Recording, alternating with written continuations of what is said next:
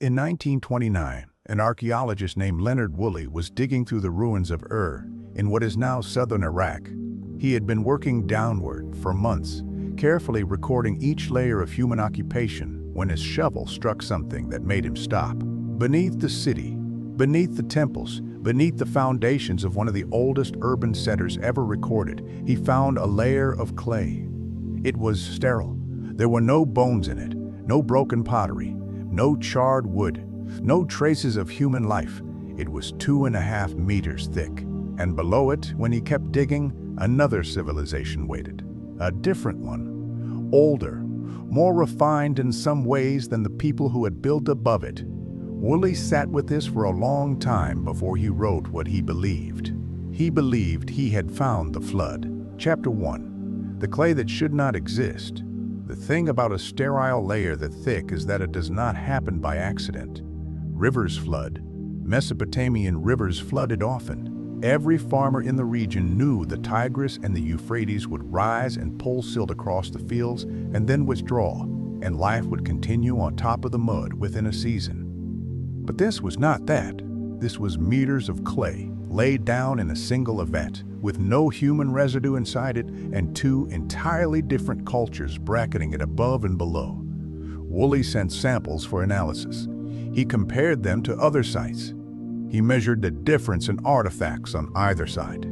The people who lived above this layer used pottery, tools, and design motifs that did not resemble the people buried beneath it. Something had ended down there. Something had begun up here. And in between, there was a silence made of water and silt. The text of Genesis describes a flood that covered the earth, broke open the deep, and emptied the sky. Most of the ancient world has a flood story of some kind. The Sumerians wrote one on tablets long before the Hebrew scriptures were compiled. The Babylonians preserved another in the Epic of Gilgamesh on a tablet that scholars now number as the 11. The Greeks remembered one. So did peoples in the Americas, in India, in the Pacific. The simplest explanation for so many cultures preserving the same memory is that something happened. Something happened that was large enough to mark every surviving line of human storytelling. Woolley's clay does not prove the biblical flood, but it does refuse the easy assumption that the story was invented from nothing. Beneath that layer, in the older civilization, the artifacts surprised him. There were copper tools that were already advanced. There were architectural techniques that did not look primitive. There was evidence of writing systems in their earliest stages. The older world, the one that ended in the clay, was not a world of cavemen. It was a world, and the question that has hung over biblical scholarship and archaeology ever since is this: what kind of world existed before the waters came, and why does Genesis describe it so differently from the world that came after? Chapter 2. A world that remembered itself. Genesis tells us that Adam lived 930 years. Seth lived 912. Methuselah lived 969, the longest recorded human life in Scripture. Lamech, the father of Noah, lived 777. Noah himself lived close to 950. Modern readers usually do one of two things with these numbers. They either dismiss them as myth, or they explain them away as symbolic or as some other counting system. But before doing either, it is worth asking, what kind of world would actually look like if these lifespans were taken at face value? Think about what 900 years of life would mean. A man who lived that long would not just inherit memory from his grandfather. He would carry his grandfather as a living acquaintance for centuries. Adam, according to the genealogies of Genesis chapter 5, was still alive when Methuselah was a young man. Methuselah was still alive when Noah was building the ark. The chain of direct, lived, conversational memory from the first man to the man who survived a flood was unbroken. There was no telephone game. There was no degradation of the story across generations. The man who walked in the garden could, in principle, sit down with the man who built the ark and tell him exactly what happened in his own voice, in his own words. This is not how we accumulate knowledge today. Our knowledge survives because we build institutions to outlast our bodies. We write books, we build schools, we construct libraries, we pass information through ceremony and curriculum because no individual lives long enough to carry it themselves. We invented institutions because we are mortal in the way we are mortal. But if humans had lived for nearly a millennium, none of those institutions would have been necessary. Knowledge would have been carried in the bodies of the people who first acquired it. For centuries, there would have been no civilizational amnesia. There would have been no civilizational amnesia. There would have been no lost generations. A man who learned how to forge bronze would still be forging bronze when his great-great-grandchildren were learning the craft from his own hands. The historians who consider this seriously point out something striking. The earliest cities of Mesopotamia did not develop slowly. They appeared, in archaeological terms, almost finished. Eridu, Uruk, and the older layers beneath Ur all show signs of urban planning, religious architecture, irrigation systems, and metallurgy in their lowest visible strata. There is no long primitive phase preceding them. They emerge into the archaeological record already knowing how to be cities. If you assume short human lifespans, this is a puzzle. Where did the knowledge come from? But if you assume the lifespans Genesis describes, there is no puzzle at all. The knowledge came from people who had simply been alive long enough to figure it out and teach it. The world before the flood, according to the biblical text, was not a world of grunting primitives crawling towards civilization. It was a world where the people who had invented civilization were still walking through it, supervising it, refining it, and that world had time, more time than we can imagine, to become exactly what it was going to become, whatever that turned out to be. Chapter 3. The builders whose names we still speak.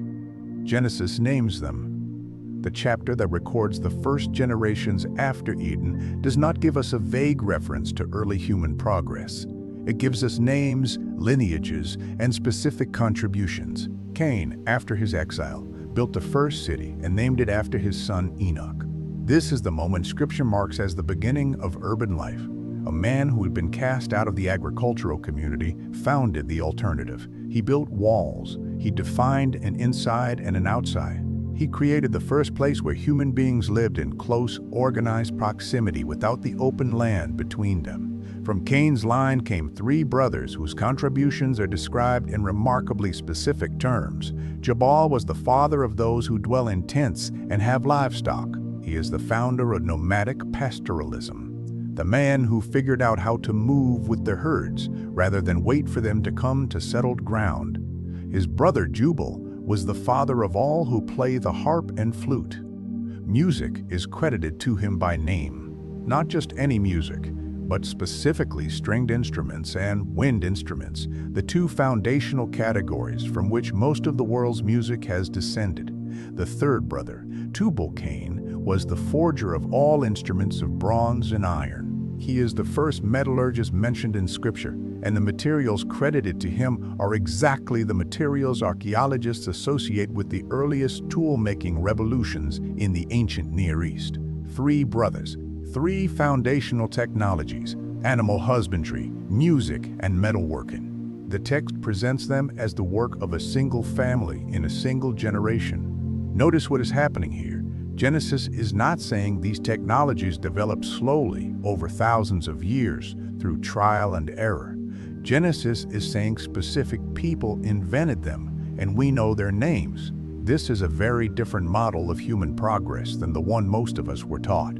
It assumes that civilization is not an emergent property of large populations over long time scales. It assumes civilization is the product of specific minds, making specific discoveries, and then teaching them, person to person, across the unusually long lifetimes the text describes. Meanwhile, the other line, the line of Seth, was producing a different kind of inheritance. Seth was the son born to Adam and Eve after Cain killed Abel. His line is the line that Genesis treats as the one that preserves something. It is not described as more technologically advanced. It is described as morally distinct. The text says that during the time of Seth's son, Enosh, people began to call upon the name of the Lord. There was a religious continuity in that line, a deliberate remembering of something the rest of the world was beginning to forget. And from Seth's line, after many generations, came Noah. The genealogies in Genesis chapter 5 are not just a list. They are a quiet record of two parallel inheritances developing across the same span of centuries. One built the cities, forged the metals, composed the music. The other called upon the name of God.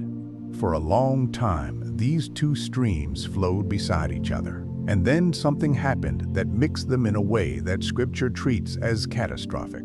Chapter 4, The Descent. There is a passage in the 6th chapter of Genesis that has unsettled readers for thousands of years.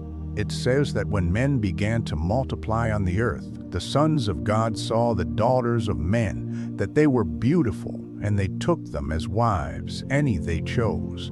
And after this, the text says there were giants on the earth in those days, and also afterward, when the sons of God came in to the daughters of men, and they bore children to them. These were the mighty men who were of old, men of renown. The Hebrew phrase is Bani Elohim, sons of God. In other places in the Hebrew scriptures, this phrase refers consistently to celestial beings, beings of the divine council, what later traditions would call angels. The text does not give a long explanation here. It does not pause to teach what is happening. It states it the way a witness states something he has seen, and assumes you will understand. Something crossed over, something that was not supposed to mix with humanity, mixed with humanity. And the children of that mixing were called Nephilim. The word is sometimes translated as giants, sometimes as fallen ones. Genesis associates them with renown, with might, with a kind of fame that endured. The book of Enoch, which is not part of the standard biblical canon but was widely known and quoted in the ancient world, expands this story considerably. Enoch describes a pact between 200 angels, called Watchers, who descended onto a mountain and bound themselves by oath to take human women. The leader of this group, in Enoch's account, is named Shemaiah. The Watchers did not only marry, they taught. Each one of them, according to the text, instructed humanity in a specific skill. One taught the working of metal into swords and shields and ornaments. One taught the cutting and polishing of precious stones. One taught the cutting and polishing of precious stones. One taught the making of cosmetics, the dyes that women would paint upon their faces. One taught the reading of the stars. One taught the casting of spells, the cutting of roots, the brewing of mixtures. One taught the signs of the earth, the signs of the sun, the signs of the moon. Knowledge, in Enoch's account, became the medium of corruption. Not because knowledge itself is evil, but because this knowledge arrived in human hands without the wisdom or the moral framework that should have accompanied it. Metallurgy became weaponry. Astronomy became astrology and divination. Pharmacology became poison. Cosmetics, in the ancient view, became the technology of seduction and deception. The Watchers did not destroy humanity by force. They destroyed it by acceleration. They handed civilization 1,000 years of progress before civilization was ready to hold it. And the text says the consequence was violence. The earth, Genesis says, was filled with violence. The Hebrew word is chamas, which means not merely physical violence, but systemic injustice. The violence that becomes structural, that gets built into the way societies operate. The Nephilim, the giant offspring of this mixing, are described as mighty men. The word mighty does not necessarily mean physically gigantic, though some traditions emphasize that. It means powerful, capable of imposing their will, capable of imposing their will, capable of taking what they wanted. A society dominated by such beings, equipped with a forbidden knowledge of the Watchers, would have been a society where ordinary humans were prey, where the long lifespans that should have been a gift had become a curse, because cruelty, too, had centuries to refine itself. This is the world that the text of Genesis says God looked upon and grieved. The verse is striking in its emotion. It says, God saw that the wickedness of man was great in the earth, and that every imagination of the thoughts of his heart was only evil continually. And it grieved God that he had made man on the earth, and it sorrowed him in his heart. This is not the language of distant judgment. It is the language of a father watching something he loved go irreversibly wrong. The mixing was not just moral. According to both Genesis and Enoch, it was biological. Something in the human line had been altered. Not every human had been altered, but enough that the integrity of the original creation was in question. Whatever God had made man to be, that thing was now compromised. And the question in the text is quietly preparing us to ask is the question of what could possibly be done about it. Chapter 5. The cities that arrived already finished. If you walk through the archaeological record of southern Mesopotamia, you encounter something that historians have written about for a long time without ever quite resolving. The earliest cities of the region do not show the slow buildup you would expect from a civilization developing on its own. Eridu, which the Sumerian king list names as the first city where kingship descended from heaven, appears in the earliest levels of excavation with temple architecture already in place. Uruk, the city of Gilgamesh, shows monumental construction, large-scale agriculture, and one of the earliest writing systems in the world. The cuneiform script, in layers that go back to the 4th millennium before the Common Era. The pottery is sophisticated. The metallurgy is sophisticated. The urban planning shows clear evidence of central design. There is no long preceding phase of fumbling. The Sumerian king list, which is one of the most striking documents from the ancient Near East, lists kings who reigned before what it explicitly calls the flood.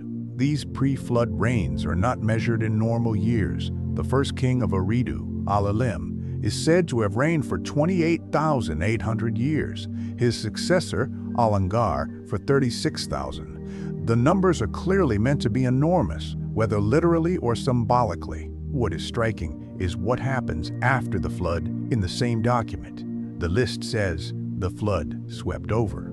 After the flood, when kingship descended again from heaven, the reigns of the kings become dramatically shorter. Still long by modern standards, but no longer impossibly so. By the time the list reaches Gilgamesh of Uruk, whose reign is given as 126 years, the numbers have entered a range that, while still elevated, has begun to resemble something a long-lived human ruler could approach. Compare this to Genesis. Before the flood, Methuselah lives 969 years. After the flood, the lifespans drop in a clear and steady pattern. Shem, Noah's son, lives 600. Arphaxad, 438. By the time we reach Abraham, lifespans have settled into the 100 to 175 range. By the time of Moses, they are described in the Psalms as 70 years, or 80 if by reason of strength. Two independent documents, the Hebrew Genesis and the Sumerian King List, both record the same pattern: extraordinary longevity before a catastrophic flood event, followed by a steady and dramatic reduction in human lifespan afterward. They do not agree on the exact numbers. They do not share a theology. They were preserved by cultures that had different gods and different priests, but they preserved the same shape of history. Something happened. Before it, people lived for an extremely long time. After it, they did not. The archaeology and the textual traditions agree on the shape of the curve, even when they disagree on everything else. And in the soil of Ur, beneath Woolley's clay, the older civilization that ended in the flood still waits in the form of artifacts that came too early and were too advanced for the date their layer suggests. Chapter 6. Noah, alone in a crowded world. The text introduces Noah quietly. It does not call him heroic. It does not list his accomplishments. It uses one Hebrew word for him, and that word is tamim. The word is usually translated as blameless or perfect or upright, but the literal meaning is more specific. It means whole. It means without defect. It is the same word used in the law of Moses for animals brought for sacrifice. An animal that is tamim is one that has no blemish, no broken bones, no missing parts. It is whole as it was originally designed to be. To call Noah tamim is to say something specific in the context of Genesis chapter 6. The earth had been filled with corruption. The mixing of the sons of God with the daughters of men had introduced something foreign into the human line. Some readers of the text both ancient and modern, have understood the word tamim in this passage to mean that Noah's lineage was untouched by that mixing. He was whole as Adam had been whole. Whatever had been altered in the rest of humanity had not been altered in him. He was the last of the original design. Imagine what that would have meant to live through. Noah was not a young man when the flood came. He was almost 600 years old by the genealogies. He had been alive through centuries of watching the world become something other than what it had been. He had watched the cities rise. He had watched the strange children of the watchers walk among ordinary men. He had watched violence become structural, watched cruelty become accepted, watched the calling upon the name of God grow quieter and quieter in the streets. And he had remained tamim. He had remained whole, not perfect in the sense of sinless, but whole in the sense of uncontaminated. The text says Noah walked with God. It is the same phrase used earlier of Enoch, the seventh from Adam, the one who did not die but was taken. Walking with God in the language of Genesis is the description of a particular kind of intimacy. It is not religious practice. It is not ritual observance. It is the description of a life lived in continuous awareness of presence. Noah lived that way in a world where almost no one else did. Then the command came, build a vessel. Build it of gopher wood, 300 cubits long, 50 wide, 30 high. Cover it inside and out with pitch. Make rooms within it. Bring in animals of every kind. Bring in your family. Wait.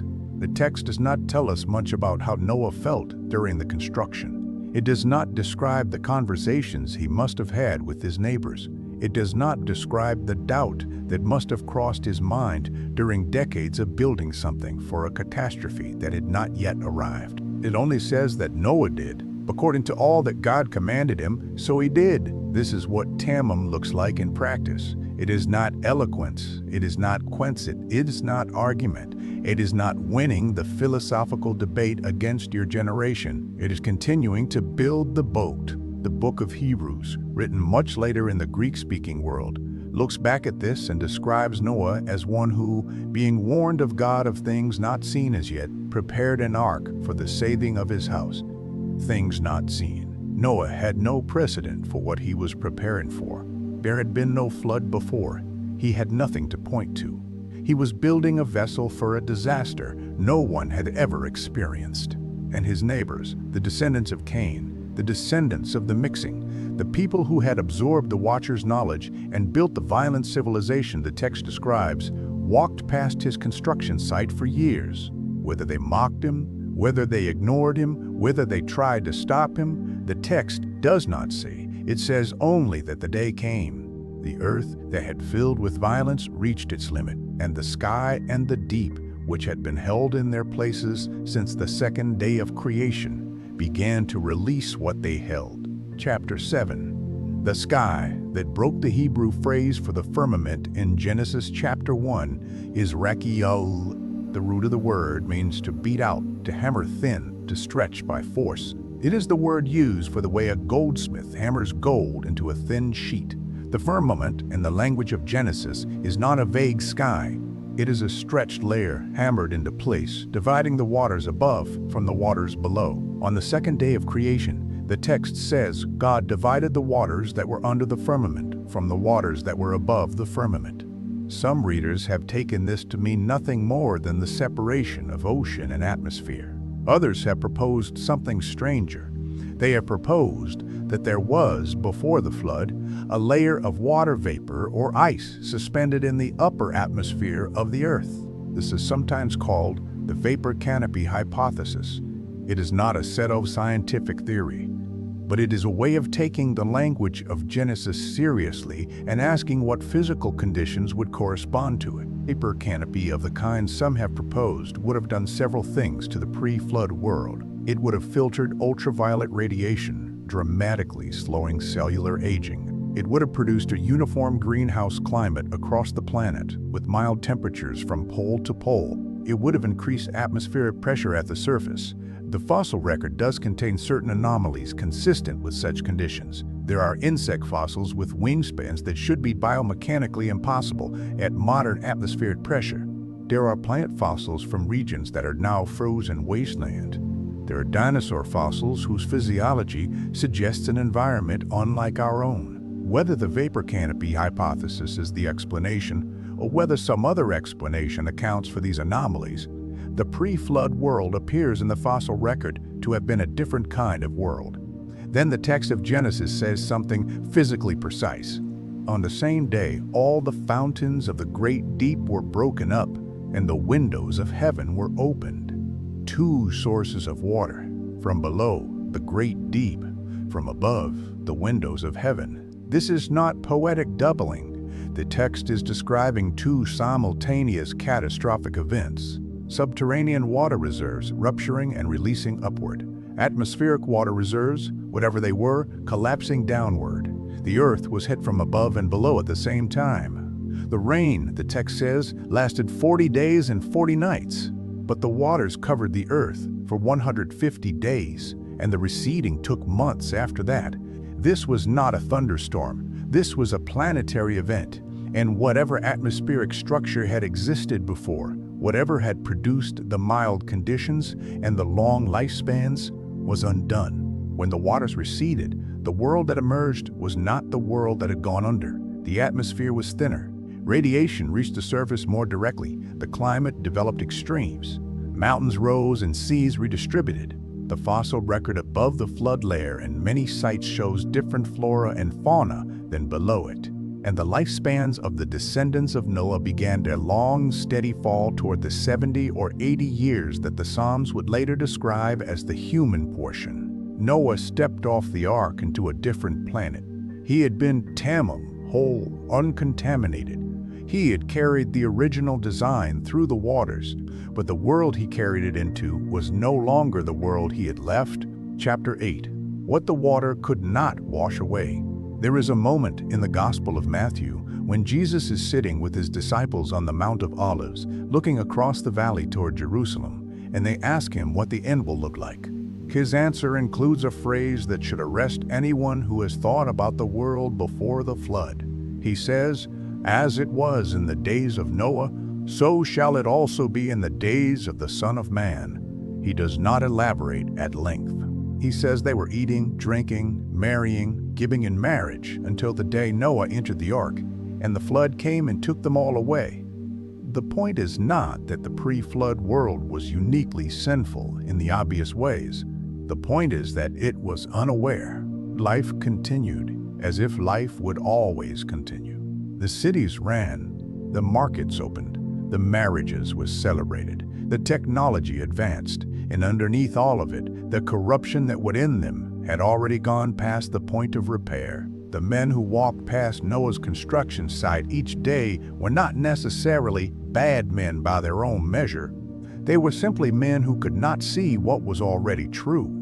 That is the warning Jesus seems to be drawing. Not that the future will be more wicked than every age before it, but that civilizations do not see their own twilight. They see only the next day and the next, and they trust that the rhythm of ordinary life is itself a guarantee. It is not. If you have stayed with this story to this point, you have already been thinking carefully about it, and that kind of attention is rarer than it should be. If this kind of careful biblical storytelling matters to you, your thoughts in the comments help shape what comes next. The questions you ask shape the next investigation. The pre-flood world was lost. The technologies, the lifespans, the atmospheric conditions, the unbroken chain of memory from the first man to the last patriarch, all of it went under the water and did not come back. The civilization that arose afterward inherited fragments. It inherited the Sumerian king list with its impossible numbers and its memory of a flood. It inherited the genealogies of Genesis with their patient record of who lived and who died and who walked with God. It inherited the Epic of Gilgamesh with its 11th tablet describing waters that covered the earth. It inherited the Book of Enoch with its strange account of watchers and forbidden knowledge. It inherited Noah, who stepped off the ark with his family and began again in a world that would never again support the kind of life he had been born into.